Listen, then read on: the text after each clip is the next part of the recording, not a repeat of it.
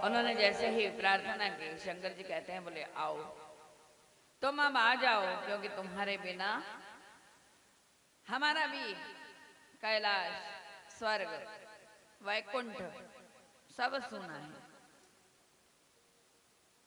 भगवान अर्जुन से कहते हैं कि द्वारकापुरी अब रसातल पर जाने वाली है, तुम जाओ और जो भी आवश्यक सामग्री है सब ले लो।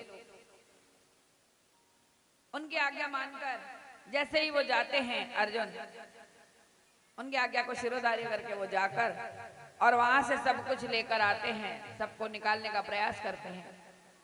युधिष्ठिर, द्रौपदी, अर्जुन और भीम नकुल सहदेव के माध्यम से जब उनको ज्ञात होता है कि अर्जुन द्वारका में चले गए और वहां पर उन्होंने उनका सब कुछ जो उचित सामग्री बोले वहां से निकाल लो, क्योंकि अब आदेश हो गया है भगवती का कि द्वारकापुरी जिस तरह से उन्होंने बनाई थी अब वो रसातल पर जा रही है। भगवान ने मां जगदम्बिका को आश्वस्त किया और कहते हैं कि मैया मुझे तू बुला ले। प्रार्थना करते हैं, उन्होंने देख लिया कि अब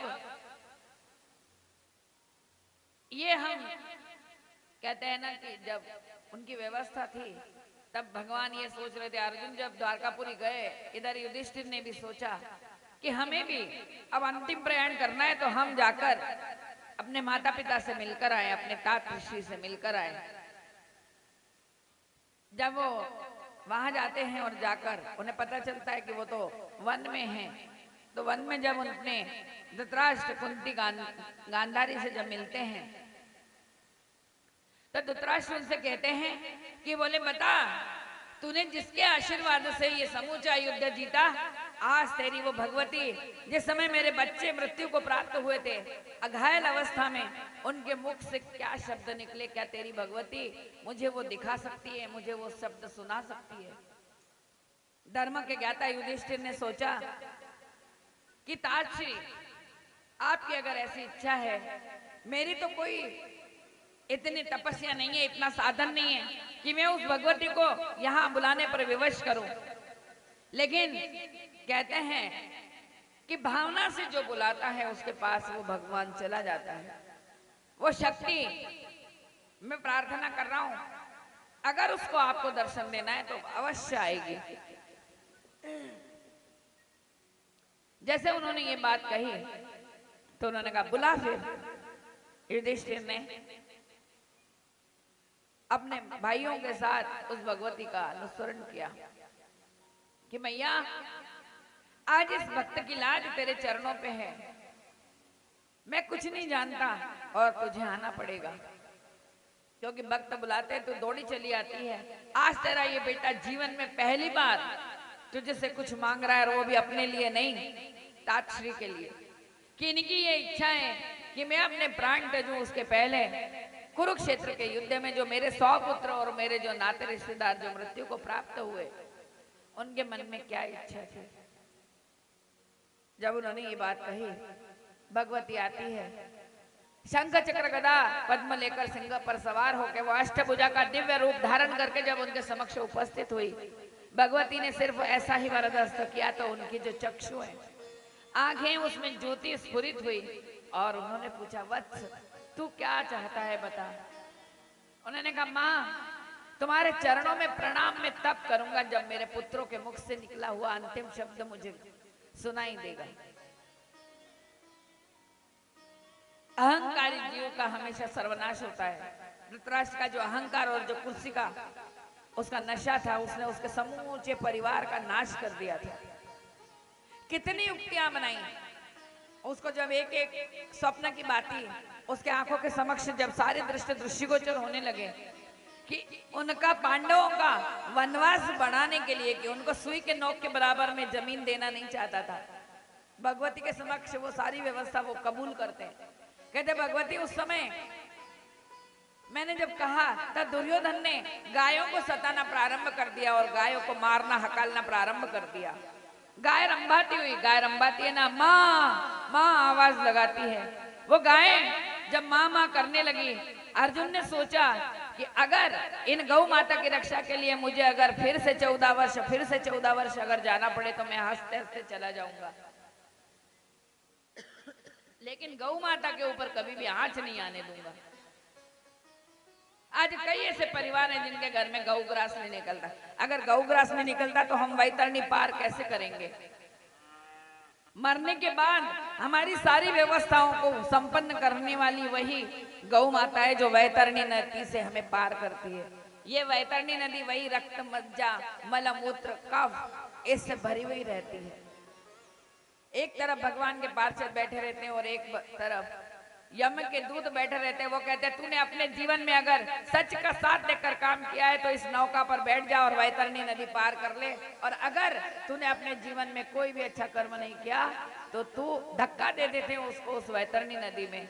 वो चिलचिलाता हुआ दुर्गंध से, बदबू से बार बार चित्कार करता हुआ निकलने का प्रयास करता है, और उस नदी में वो गौ माता की पूंछ पकड़कर अगर सत्कर्म है हमने, अगर गौ की सेवा, तो वो गौ माता ऐसी है जो इस वैतरणी नदी से हमें पार होकर किनारे पर लगा देती है। लेकिन हम उस गौ माता की सेवा करने में अपने आप को संकोच करते हैं कि कौन गोबर उठाएगा कौन, लेकिन उसका मूत्र कई बीमारियों का नाश करता है। जब ये सब दृष्टिगोचर होने लगा तब भगवान ने कहा कि बोले गांव को बचाना हमारा धर्म है। सनातनी होने के नाते, हिंदू धर्म का पालन करने वाले होने के नाते, शास्त्रों के धर्म ज्ञाता के जानने वाले होने के नाते हमारा पहला धर्म है कि गौ की रक्षा करना।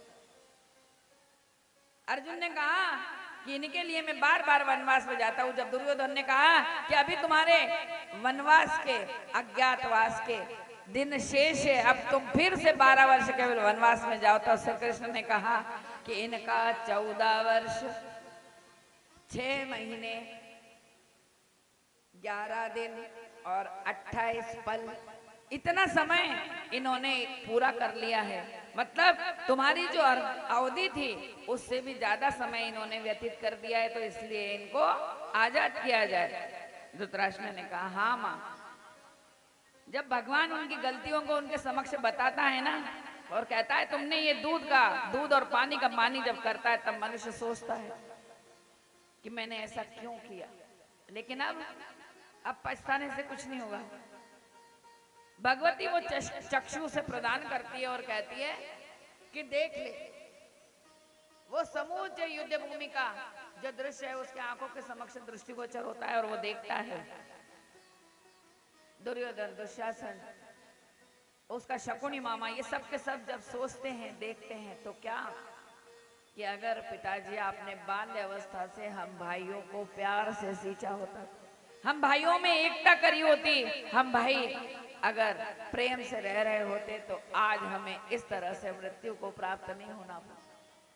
भाई भाई के खून का प्यासा नहीं होता और हम आनंद करते हुए इस हस्तिनापुर के साम्राज्य को एक नया ही इतिहास रचकर और जनमानस के समक्ष उपस्थित होता। ये क्या किया पिताजी तुमने? धृतराष्ट्र ने जब अपने ही पुत्रों के द्वारा जब धिक्कार पाया तो उन्होंने भगवती के चरणों में मस्तक टेक कर अपने प्राणों को वहीं के वहीं समाहित कर दिया। गांधारी और कुंती ने भी अपने प्राणों को वहीं समाहित कर दिया।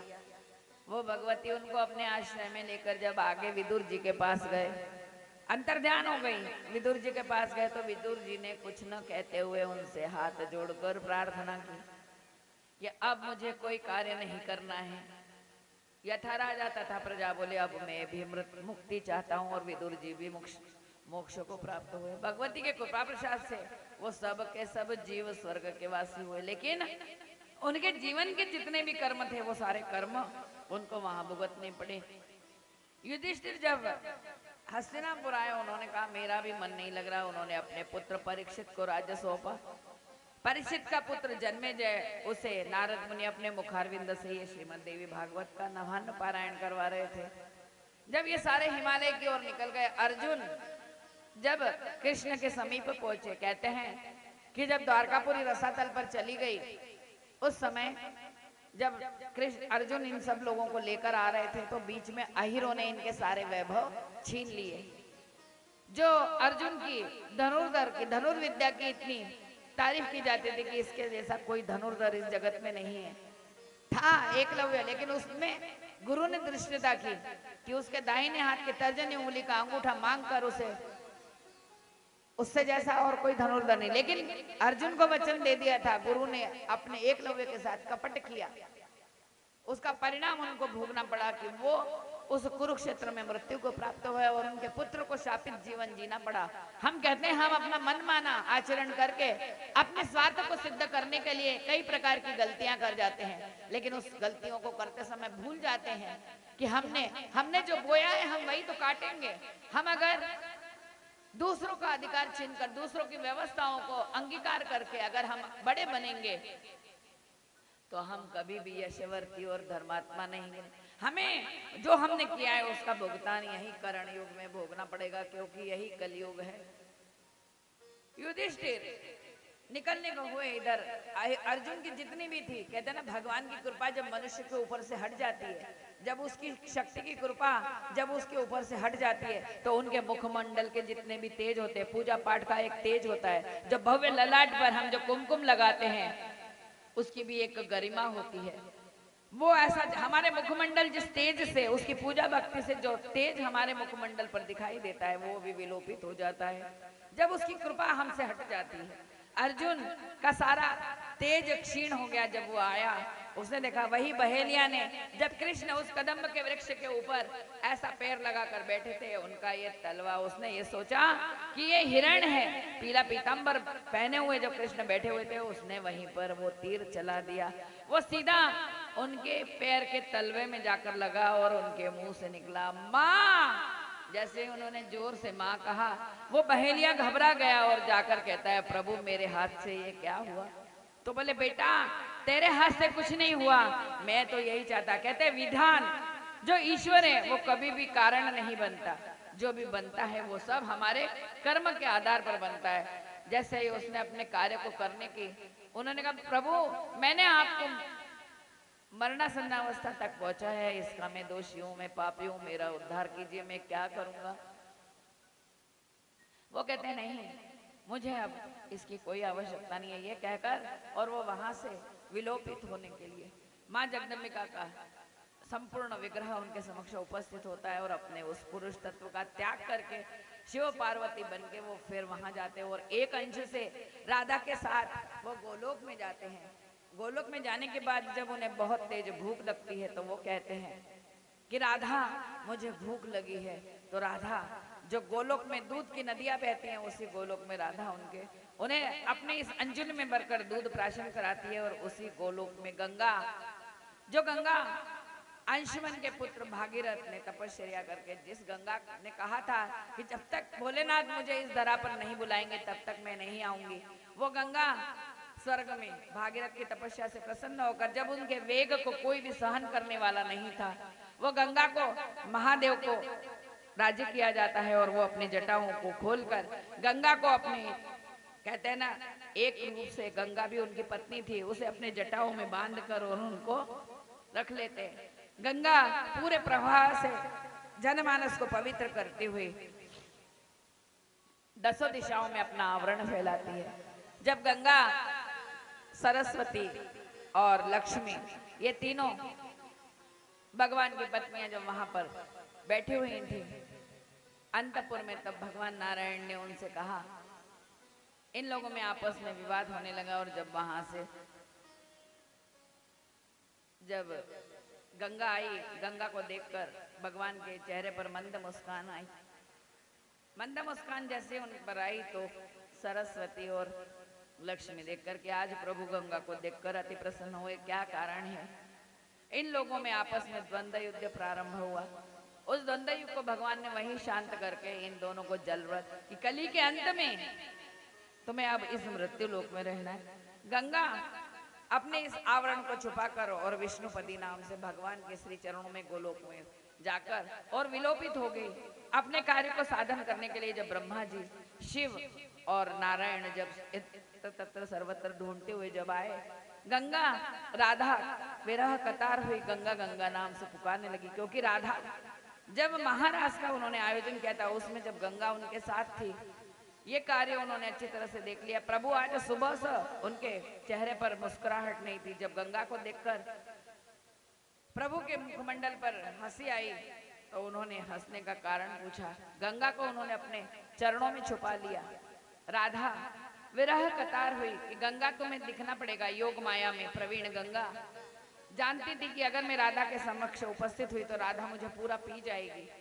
तो गंगा ने अपने आप को उनके चरणों में छुपा लिया। जब त्रिदेव वहां आकर गोलोक में श्री कृष्ण से प्रार्थना करने लगे कि आप मेरा मुझे बताइए गंगा कहाँ है, तो उन्होंने अभय मांगा कि बोले अगर आप गंगा को कुछ नहीं करेंगे तो मैं बताता हूँ। इस तरह से राधा ने जब उन्हें अंजलि में भरकर पीना चाहा, तब ब्रह्मा जी के कहने पर राधा को गंगा को राधा मंत्र की दीक्षा दी गई और उन्होंने कहा इस भवसागर से पार होने के लिए जिस तरह तुम जनमानस को पवित्र करती हो, उसी तरह से तुम्हें भवसागर से पार होने के लिए अपने इस कार्य को करना है। ये सब दोनों को समझाने के जब त्रिदेव अपने गंतव्य को गए, तब उन्होंने देखा कि धर्मध्वज की जो तुलसी कन्या थी, उसी के बाद ऋषध्वज, ये दोनों जो भाई थे, इन्होंने माँ जगदम्बिका मनाने के लिए 10,000 वर्ष तक इन्होंने उसकी तपस्या की थी। तब माँ जगदम्बिका ने, क्योंकि अश्वपति जो थे सावित्री के पिताजी, उन्होंने कहा हम अपने वंशावली के अनुसार जो जगदम्बिका का भजन पूजन करते हैं, वही यजन के अनुसार हमने जो किया है, इसे आप अपने अंश से हमारे घर में जन्म लीजिए। भगवती ने कृतार्थ होकर उनके तप के माध्यम से उन्हें अश्वपति के यहाँ स्वयं अपने एक अंश से सावित्री के रूप में जन्म हुआ उनका। इधर धूम्रसेन जो सत्यवान के पिता बने, इन दोनों ने जब भगवान के अंश से इस धरा पर जीव की उत्पत्ति होती है, तो वो जीव अपने लक्ष्य का साधन मात्र बनाने के लिए, इस जनमानस को कृतार्थ करने के लिए विविध व्रतों की व्यवस्था करती है वो जगदम्बिका। और उन्होंने जो व्रत लिया था वो वहां से ही सब मैया से सीख कर आई थी। सावित्री ने कहा कि पिताजी मुझे सत्यवान से ही विवाह करना है। अश्वपति ने कहा कि देख भाई, तुम उससे विवाह करोगी तो वो अल्पायु है, जल्दी मृत्यु को प्राप्त होगा और तुम्हारा विवाह मैं अच्छी जगह करूंगा। लेकिन उन्होंने कहा कि मैं जब स्वर्ग में थी और तुम जब तप साधन करके मुझे मांग रहे थे उस जगदम्बिका से, उस समय मैंने प्रण कर लिया था कि मैं धूम्रसेन कुमार से ही विवाह करूंगी और इस इच्छा को आपको पूर्ण करना पड़ेगा। बोले उसकी श्री नहीं है, उसके कोई पुत्र नहीं है और उसकी कोई व्यवस्था नहीं है, जो वंशावली है वो भी शून्य है, इसलिए मैं तुम्हारा उसके साथ विवाह नहीं कर सकता। वो कहते हैं कि नहीं करना पड़ेगा। बालहट पुत्री की व्यवस्था को जानते हुए उन्होंने कहा विधि को ऐसा ही मंजूर होगा और उन्होंने विवाह कर दिया। विवाह के बाद जैसे ही वो घर आई तो न राज्य था, न श्री थी, न कोई व्यवस्था थी। जो पुत्र था वो भी पुत्र ऐसा कि जो अल्पायु था। 2-3 दिन के बाद में सारे कार्य पूर्ण होने के बाद जब सावित्री उसको लेकर जब वन में गई, जाने को सत्यवान जब चले तो वो कहती है मैं भी आपके साथ चलूंगी। उसने कहा नहीं, तुम नहीं जा सकती, क्योंकि कोई भी कुल की वधू अगर पति के साथ कार्य करने के लिए जाए तो ये हमारे गरिमा के विरुद्ध है, तुम नहीं जा सकती। लेकिन उन्होंने कहा कि जहां तुम जाओगे वहां मैं जाऊंगी। और वो जानती थी, क्योंकि वो शक्ति उसके अंदर समाई थी जो वो सब कुछ जानती थी और जानबूझकर उसने उनके साथ विवाह किया था। जब सत्यवान लकड़ियां तोड़ने के लिए पेड़ पर चढ़ा, भुवन भास्कर जिस सूर्यदेव ने भगवती की 25,000 वर्ष तक आराधना की थी, उन्होंने संपूर्ण तेज उसके अंदर भरकर इस प्रकृति को उजाले से भरपूर करने के लिए सूर्यदेव को आदेशित किया था। जो संध्या और छाया उनकी सहचरी भार्याएं बनी। भगवान ने जो उनका निश्चित समय कर दिया था, जिस तरह से वो पूर्ण क्षितिज पर आए, बिल्कुल बीचों बीच आए, उसकी किरणें जैसे ही सत्यवान के मस्तक पर पड़ी, सत्यवान मूर्छित होकर जैसे ही इस धरा पर गिर पड़े, मूर्ति को प्राप्त हो गए। उनके प्राण हरण करने के लिए, क्योंकि वो सावित्री का पति था, उसका अंश भगवत्यवान के शरीर को अंगुष्ठ के रूप में लेकर, उसकी आत्मा को लेकर, हम कहते हैं ना हमारा मरने के बाद शरीर अंगूठे के बराबर होता है, उसे लेकर और वह जैसे ही जाने लगे तपबल की पूंजी, सावित्री के साथ ही वो भी धर्मराज के पीछे पीछे जाती है। जब वो धर्मराज के पीछे जाने लगी तो धर्मराज कहते हैं कि जो भी इस मृत्यु लोक का जीव है वो स्व शरीर कभी भी यहाँ पर नहीं आ सकता। तुम जो यहाँ आ रही हो ये मूर्खतापूर्ण कार्य है तुम्हारा, तुम्हें यहाँ नहीं आना है। और वो उन्हें नीचे जाने के लिए बार बार कहते हैं, वो मना नहीं कर पाई और उन्होंने कहा कि आप मेरे पति को अगर अपने साथ ले जा रहे हो तो मैं भला उनके बिना इस जगत में कैसे रह सकती हूँ, मुझे तो आप अपने साथ ही ले चलो।